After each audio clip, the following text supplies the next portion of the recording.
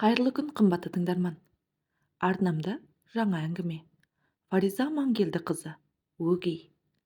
Әңгімені соңына дейін тыңдап, өз ойларыңызбен бөлісіп кетсеңіздер. Алдын ала рахмет. Жұлдызай кіп-кішкентай қыз болса да оны өмір ерте есейтті. Жасы 4-ке енді ғана толысқанмен ойлау қабілеті мектеп жасындағы қыз сияқты. Бүгін тағы да жайсыз түс көріп оянды.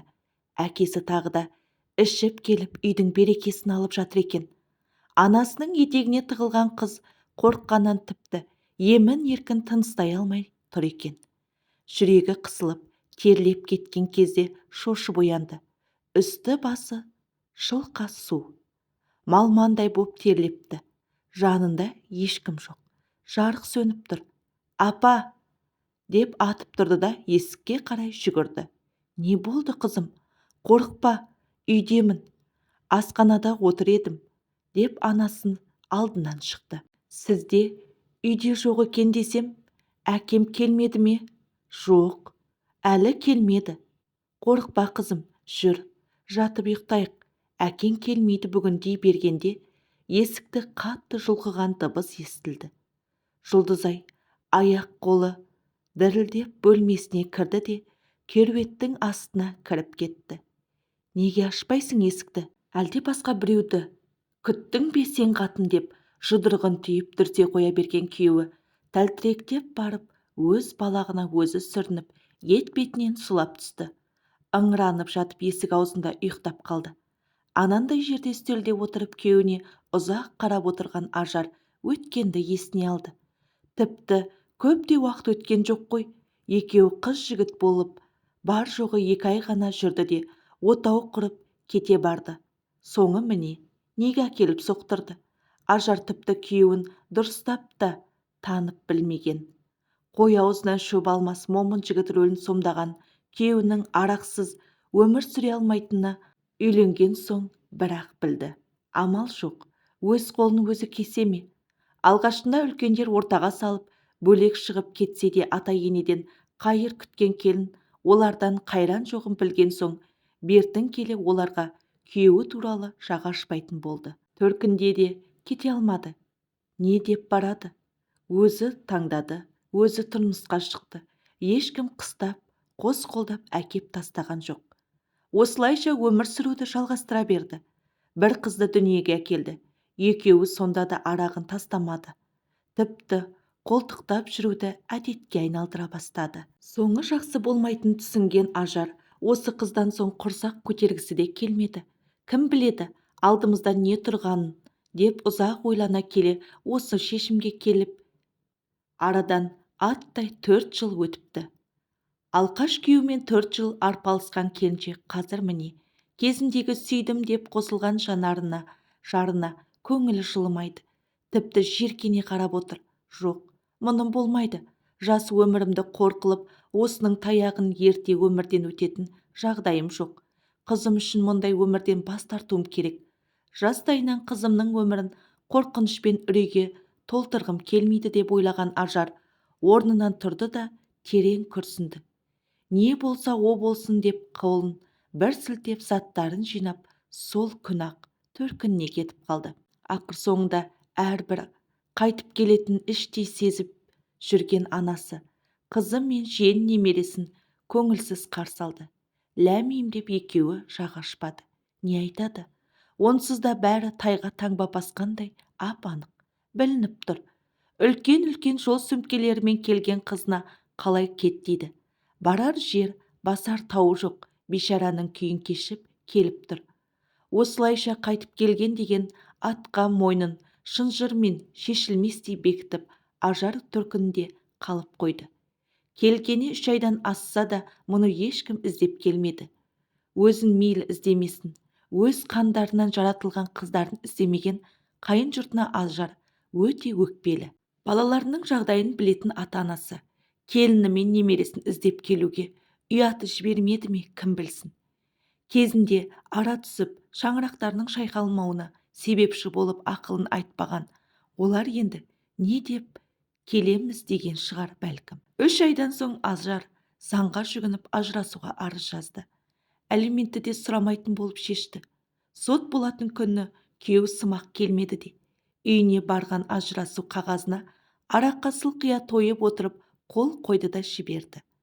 Ажырасқаннан кейін Ажар төркінінде ұзақ бөгеле алмады. Себебі мұнда бір отбасы бар. Інісі мен келіні, бала шағасымен қара шаңырақта. Әпкесінің тағдыры жанына батқан інісі қанша жаны ашып, осы үйдің бір адамы болып жүре бер дегенмен, әпкесі көне қоймады. Келіні де әпкесінің үйде жүргеніне құп көрді. Бірақ салмақ салғым келмейді деген Ажар қызын нағашыларына уақытша тастап, өзі жұмысқа шығуға бел буды. Ажар жұмысқа шыққалы жағдайы жақсарып, өз қолы өзіне жететін жағдайға жетті. Бөлек үй алды. Жұлдызай анасы жұмыс істегелі нағашы әжесінің қолында. Тіпті қатты бауыр басып кеткені соншалық, әжесінің қойнына ұйықтап, күнімен қолтықтап жүреді. Нағашы көкесі мен жеңгесі де Жұлдызайды қатты жақсы көреді. Тіпті тіліне қызығып сұрақ қойып сөйлете береді. Жеңгесі оны-мұны әкелуге жұмсағанда, аяғы жерге тимей жүгіре жөнеледі. Кішкентай болса да ақылды өзі. Ара-тұра анасының жанында барып келеді. Ажар біраз қаражат жинап, қызын қолына алуды ойлады. Қанша дегенмен біреудің қолына қаратқысы келмей. Өз арбасын өзі сүйреп, жалғыз қызын жетілдіріп, соның қызығын көрсем бе деген арманы бар. Күндер осылай сырғып өте берді. Өмір бір сарынды, осылай өте беремерді. Ажардың жұмысына келген бөтен ер кісіні көрмегенде. Негізі Ажар емес, сол кісінің көзі түспеді Ажарға. Түйіндемесі бастықтың көңілінен шықпаған соң, Мейірбек амалсыз басы салбырап шығып бара жатып, Ажарды көзі шалып қалды. Сәлеметсіз бе? Сәлеметсіз бе? Кімге келіп едіңіз? Мен жұмыс істеп келген едім. Түсінікті, бастықтың кабинеті. Дей бергенде, жоқ, қажет емес, мен кіріп шықтым. Амал нешік? Қабылдамады, деді әлгі кісі миығынан күліп. Кешіріңіз онда, өкінішті, сау болыңыз деп жұмысынан қайта кірісті. Мейрамбек артық бұл жерде тұрудың ретін таппай басын қасып, біраз тұрды да ақырын аяңдап сыртқа беттеді. Артынан қайта-қайта бұрылып қарай берді. Соңғы бұрылғанда Ажардың да көз қиығымен қарағанын байқағандай болды. Сыртқа шығып таза ауаны рахаттана жұтты да бір керіліп алды. Анандай жердегі орындыққа барып отырды. Ажар жұмыс уақыты аяқталып, сырт киімін киіп, есікке беттеді. Өтіп бара жатып, көзі шалып қалды. Тұп-тура есіктің алдындағы орындықта әлгі кісі отыр. Түсінбей аз-кем тұрды да бұрылып бара жатыр еді. Кешіріңіз, деп жанына әлгі кісі жетіп келді. Иә, тағы сіз бе, деді Ажар күліп. Иә, мен. Не болды? Қайтпағансыз ба? Жұмыстан үміт үзбеген сияқтысыз. Жұмыстан үзілген үміт басқа нәрсеге жалғанды, деп күлді әлгі кісі. Екеуі жолай аялдамаға дейін әңгімелесіп барды. Тұра бетіне қарасаң, әлгі кісі үлкен кісіге ұқсайды. Ал Ажарға расын айтқанда таң қалды. Бірақ рас па деп сұрауға ұялды да, ештеңе деместен әңгімесін жалғап кете барды. Аялдамада екеуі екі қоғамдық көлікке отырды. Бірақ Мейрамбек өзіне сенімді кейіпте көлік орындығына жайғасты. Себебі Ажардың телефон номерін алып үлгерген еді. Ажар да көлікке отырды. Ойланып қалды. Тап бірдеңені бүлдірген адамдай қысылып отыр. Мен не істеп жүрмін? Кім ол? Қайдан ғана тап болды? Неге жетісіп онымен сөйлестім? Телефон номерімді де алды. Қайдағы бір танымайтын кісіге сонша өрекпек болып не болды маған? Құрсыншы, хабарласса да сөйлеспейм. Осындай оймен отырғанда үйіне де жетіп қалды. Есіктен кірді де сол бойы орындыққа отыра кетті. Күндегіден қатты шаршаған сияқты. Тіпті киімін ауыстыруға мойнына жар бермеді. Түсінігінде төсегіне барды да сұлқ түсті. Ештеңені сезбей қатып ұйықтап қалыпты. Оянса кеш батып, даланы қою қараңғы басыпты. Сағат тілі 23-ті көрсетіп тұр. Қарны шырылдап қоя берді. Орнынан тұрды да ілби басып жуынатын бөлмеге кірді. Шомылып өз-өзіне келіп асханаға кіріп оны-мұны шұқылап жегендей болды. Жалғыз болғандықтан соң ыстық тамақты да дұрыстап уақытылы жасамайды. Сырттан тамақтанып келіп демалатын. Телефоны шырылдай жөнелді. Бөтен номер. Ажар дереу сөзді сезді де сөйлесуге құлқы болмай кері қайтарып жіберді. Тағы да шырылдады. Қайтарып жіберді тағы. Ажар телефонды мүлде өшіріп тастады. Теледидарды қосып кино қарап сөзін сергітпекші. Мұным жарамайды. Жалғыз өзім не істеймін мына үйде. Тамақ та батпайды. Жұлдызайымды әкеліп адамша өмір сүрейін. Маған басқа ештеңе керек емес, деп ойлады. Телефонын қосып, қызына хабарласып жағдайын сұрады. Ертең алып кететін айтты. Бір жола, сонда барамын ба мам? Иә, енді менің жанымда боласың. Әжемше, әжең жалғыз емес қой. Немерелері бар. Менше қызым. Жарайды, деді Жұлдызай көңілсіз. Ажар тұтқаны қойған соң телефонды тағы сөндіріп тастады. Кино қарап жатып, ұйықтап кетті. Ертеңіне ерте тұрған Ажар біраз серігіп жақсы демалғанын байқады. Таңғы асты көңілді жүріп дайындап, ішіп алды да жұмысқа шықты. Аялдамаға дейін ойланып, бүгінге жоспар құрып келеді. Жұмыстан түскі асқа жақ шыққанда базарға барып, одан заттарды үйге апарып үлгеру керек. Тоңазытқышты толтырып қоймақшы. Себебі Жұлдызайы келеді бүгін. Кешке жұмыстан тіке төркініне бет алады. Кешкі астан соң такси жалдап, түнде болса да үйіне қайтпақшы. Келген көлікке мінді де жұмысына кетті. Жұлдызай осы жолы мектепке бару керек болған. Бірақ Ажар бір жыл үйде болсын деп алып қалды. Келесі жылы өз қолына алып, сол жаққа мектепке беретін болып шешкен. Әжесінің еркесі болып өскен Жұлдызай да мектепке баруға құмартқан жоқ. Келесі жылы осы жақтағы мектепке барамын деп жүргенде анасы хабарласып алып кететінін айтты. Неге көңілсізсің қызым деп әжесі басынан сипады. Ештеңе, мамам келеді бүгін. Қуансаңшы қайта. Иә, келеді. Әкетем деді. Қызым, сен үлкен қызсың, ақылың бар. Ол жақта анаң жалғыз өзі ғой. Үйге келіп тұрасың. Алыс емес, бәріміз бір қаладамыз. Неге сонша көңіліңді түсіресің? Мен де барып тұрам. Қане, бері қарашы. Сен жылап отырсың ба? Деп әжесі кішкентай Жұлдызайды бауырына басты. Әбден бауыр басып қалған қызға кет деп айтуға аузы бармаса да, тұпсалдап жеткізді әйтеуір. Дегенмен осы қызға іші жылып тұрады, жақсы көреді. Түскі асқа шыққан Ажар дереу базарға аттанды. Жүгіре жүріп бір қажеттіні алды да таксилетіп үйіне әкеліп тастады. Тәттілер мен жемістерді Жұлдызайға деп қуыршақты да алуды ұмытпады. Жұмысқа кешіктім деп асыға басып шығып кетті. Бүгін ерекше көңілді. Ажар, бүгін туған күнің емес пе осы? Алып ұшып жүрсің ғой, деп қалжыңдап қояды әріптестері. Жоқ, қызым келеді бүгін, деп күлімсіреді Ажар. Кешті әрең батырған соң сыртқа шықты. Дәл кешегі орындықта, дәл кешегі кісі тағы отыр. Мұны алғашқында байқамаған Ажар асыға басып кетіп бара жатыр еді. Ажар, деп тоқтатты Мейрамбек. Жалт бұрылған ол Мейрамбекті көрді де тосылып тұрып қалды. Кейін сөйлесекші, қазір асығыспын. Тоқтай тұршы Ажар, неге мазамды ала бересіз? Деді ашулы жүзбен. Ажар, мазаңызды алсам кешірім сұраймын. Бірақ кеше жап-жақсы сөйлесіп едік қой. Ол кеше еді, таңым бар. Қалайша жап-жақсы сөйлескеніме сол кезде. Телефонға да жауап бермейсіз. Себебі сөйлескім келмейді. Ал жақсы, сау болыңыз, сау болыңыз. Айтпақшы, енді хабарласпаңыз, тіптен керемет болушы еді, деп Мейрамбекті бастан аяқ бір шолып шықты да бұрылып кете барды. Сонда мені мазақ етті ме?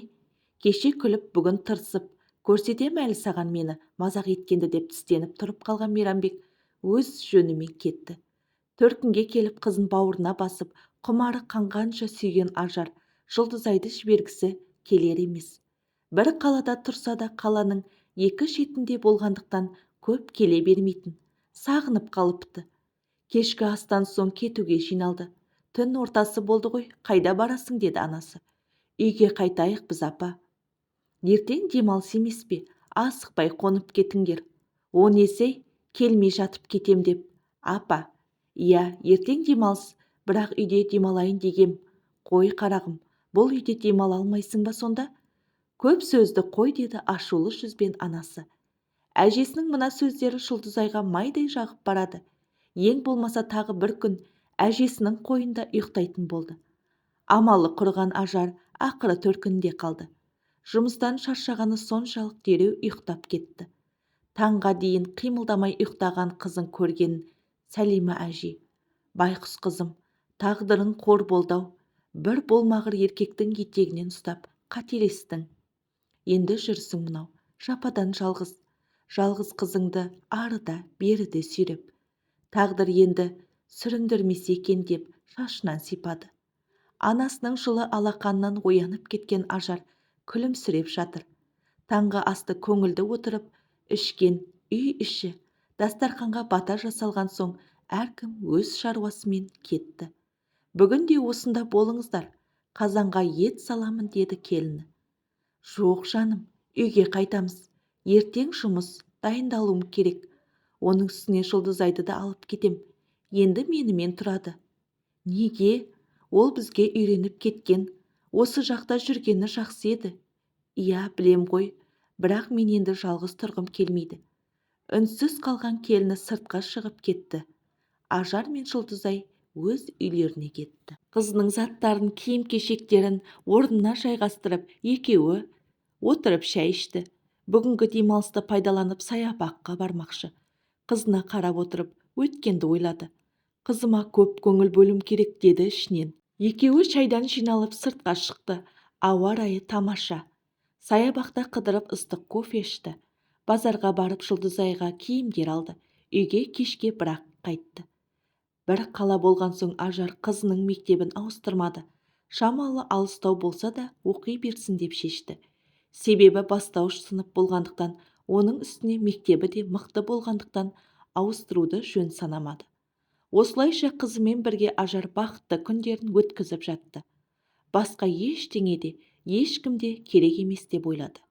Бірақ баяғы Мейрамбек Ажардың қыр соңынан қалмады. Жұмысқа барса да, аялдамаға келсе де артынан қалмай жүрді. Тіпті үйінде біліп алды. Күнде алдынан шыға берсе де үйреніп те кетеді екен. Ажарға да бұл үйреншікті жағдай болып қалды. Бір күн көрінбей қалса жан-жағына қарап абдырап қалады. Солай жүріп Мейрамбекпен жақсы араласып кетті. Тек Жұлдызайға бұл кісі ұнамайтын еді. Түрі де, мінезі де, сөйлеген сөзі, жүріс-тұрысы бәрі қорқынышты көрінетін. Мамам қалай онымен қорықпай сөйлеседі деп ойлайтын ішінен. Сол кісіні көрсе баяғы ішкі әкесі көз алдына келетін. Бірақ анасына ештеңе айта алмады. Ажар біраз сөйлесіп жүрді де, бір жылдан соң Мейрамбек екеуі бас қосты. Үйленген соң Мейрамбек ауылға кетеміз деп еді. Оған Ажардың жұмысы мен Жұлдызайдың сабағы болып, осы қалада Ажардың үйінде тұратын болып келісті. Күндер өтіп жатты. Алғашында жақсы әке рөлін сомдап жүрген Мейрамбек бертін келе өзгере бастады. Тұрақты жұмысы болмаған соң бір күн қара жұмысқа шықса, бір жеті үйде жатады. Ондай кезде Жұлдызай мектептен тіке қоғамдық көлікпен нағашы әжесінің үйіне тартып отырады. Ертеңіне немесе сол түні Ажар барып алып қайтады. Ажардың некелескенін төркіні әрине құптамады. Бірақ өз бетімен бөлек тұратын келіншек ешкімді тыңдамады. Күндер зулап, айлар сырғып өтіп жатты. Үйдің керек-жарағы өзіне де, күйеуіне де, қызына да керектінің бәрі. Қала берсе азық-түлік барлығы Ажардың мойнында. Бір күні істеп келген ақшасын бір жетіге жеткізбей Мейрамбек жатады үйде. Ал Жұлдызайдың өмірі біресе анасымен, біресе нағашы әжесінің үйінде өтіп жатты. Соңғы уақытта Жұлдызайға көзі көп түсіп жүрген өгей әкенің қылықтары тым оғаш әрі қорқынышты болып бара жатты. Мұны әрине Ажар басында сезген жоқ. Бұл кезде Жұлдызай 4-ші сынып оқитын. Бір күні мектептен келсе, анасы да жұмыстан ерте келіпті. Асханада тәтті тағамның иісі мұрынды жарып барады. Анасының жанына барып тәттіге бір қолын салып үлгерген қызының қылығына күле қараған анасы: Қызым, қазір тамақтанамыз, көкеңді оятшы деді. Өзің оятшы мама деп бойын үрей билей жөнелген кішкентай қыз жүгіріп бөлмесіне кіріп кетті. Бұл қызға не болған? Мұндай әдеті жоқ еді ғой, деп ойлаған Ажар бөлмесіне барып Мейрамбекті оятты. Шашы ұйпа-түйпа болып орнынан тұрған ол тіпті жуынбастан қонақ бөлмеге өтті. Теледидарды қосты да диванға отыра кетті. Ажар асханаға шақырды. Алдымен салқын душқа түсіп алуын сұрады. Күйеуі үнсіз душқа кетті. Осы кезде Жұлдызай теледидарға қызығып келді де мультфильм көріп отыр еді. Бала емес пе? Қызығып ішіне кіріп кеткені сонша қарнының ашқанын да ұмытып кетіпті. Душтан шыққан Мейрамбек тырдай болып бөлмесінен өтіп бара жатып Жұлдызайға көзі түсті. Біраз қарап тұрды. Ойы бұзылды да кім білсін, екі көзін алар емес. Ал Ажар асханадан айналшықтап шығалар емес. Келіңдер, тамақ дайын деді асханадан дауыстап. Селк кеткен Мейрамбек есін жиды да бөлмесіне кетті. Орнынан тұра беріп, өгей әкесіне қарап қалған кішкентай қыз дереу теріс бұрылып қалды. Бетін басқан күйі жүгіріп асханаға кетті. Түк сезбеген адамша күйеуі де киініп келіп дастархан басына отырды. Бірақ ештеңесін білдірмей өзін ұстамды көрсеткен өгей әке 5 минут алдыңғы ойын тіпті ұмытып кеткендей. Бұл жерде аузы жабылмай сөйлеп, бір күліп, бір сөйлеп отырған Ажар ғана. Қызы үнсіз, тамағын ішіп отыр. Ішінен ертең сабақтан кейін әжемнің үйіне кетем деп ойлап отыр. Өгей әкесін тіпті көргісі келмейді. Іштей сол кісіден қорқатын сияқты. Әркез осы өгей әкесін көрген сайын бала кезінде есіне қалып кеткен өзінің алқаш әкесі көз алдына келеді. Мамасының аяусыз таяқ жеп жерде жатқандары есіне түсіп, денесі дір ете қалатын. Қазірде тез-тез тамағын ішті де орнынан тұрып кетті. Қонақ бөлмеге барып мультфильм қарауын жалғастырды. Кешкі астарын ішіп бәрі орындарынан тұрып, әркім өз шаруасымен кетті. Мейрамбек қонақ бөлмеге өтті де диванға барып отырды. Ажар ыдыс-аяғын жуып, асханада тағы қалып қойды. Жұлдызайдың ойында ештеңе жоқ. Қорқса, ол тек өгей әкесін ұрмаса екен деп қорқатын. Басқа ойлайтындай, ол әлі бала емес пе? Ал Мейрамбектің харам ойы мүлде басқаша екенін өзінен басқа ешкім білмейді. Өгей қызының артында диванда отырып, өзінің ұятты жерін ұстап отырды. Жұлдызай, қызым, деді ақырын ғана. Ау, деді артына бұрылып Жұлдызай. Әкесіне іш киімін жартылай шешіп отырған көрді де, үндемей теледидарға қайта бұрылды. Ұстап көргің келе ме, деді тағы әкесі. Бұл жолы Жұлдызай артына бұрылмады. Әке көзі теледидарда болғанмен бойын қорқыныш билеп, ойының бәрі қалай шығып кетсем екен деп отыр. Жұлдыз, деп анасы шақырып қалды. Дәл осыны күткендей орнынан атып тұрған ол асханаға жүгіре жөнелді.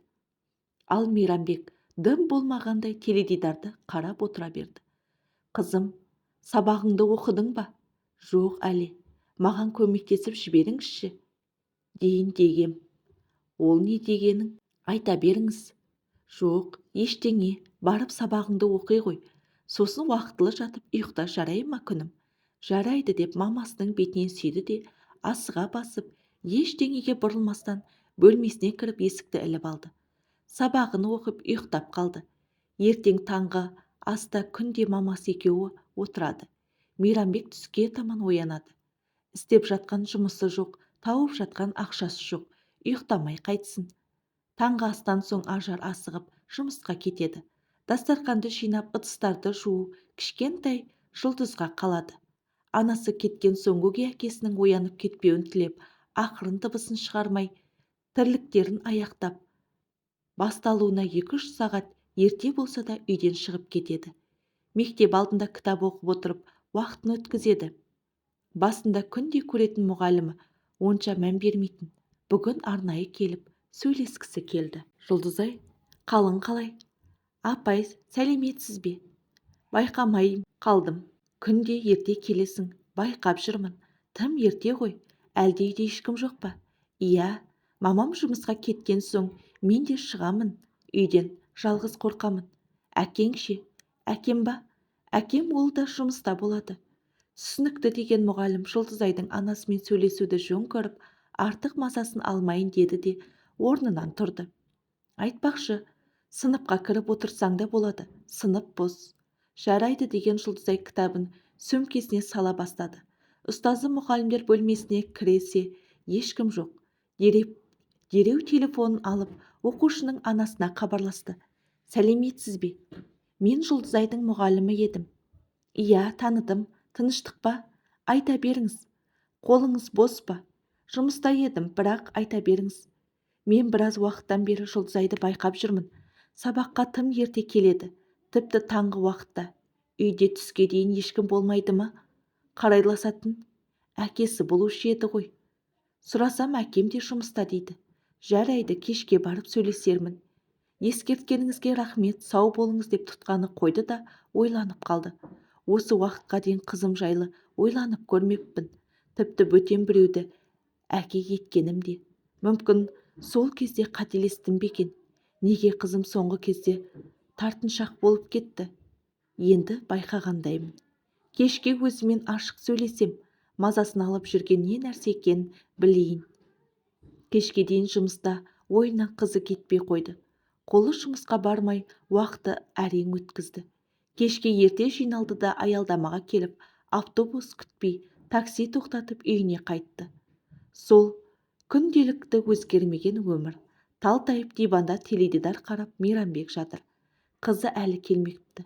Сағатқа қарады. Келетін уақыты енді болды ғой. Қазір кеп қалар деп киімін ауыстырып, асханаға барып кешкі аштың қамына кірісті. Екеуі көзі біресе сағатта, біресе есікте. Жарты сағат өтті. Жұлдызайдың қарасы көрінер емес. 1 сағат өтті. Ажардың дегбірі қашайын деді. Мүмкін қосымша сабағы бар ма екен деп мұғаліміне хабарласты. Кеш жарық, сабақ аяқталды ма? Қызым әлі келмеді. Уайымдап тұрмын. Сәлеметсіз бе? Бүгін 4 қана сабақ бар еді. 2 сағат алдын сабақ аяқталған. Оқушылардың барлығы аялдамада автобус күтіп тұрған еді.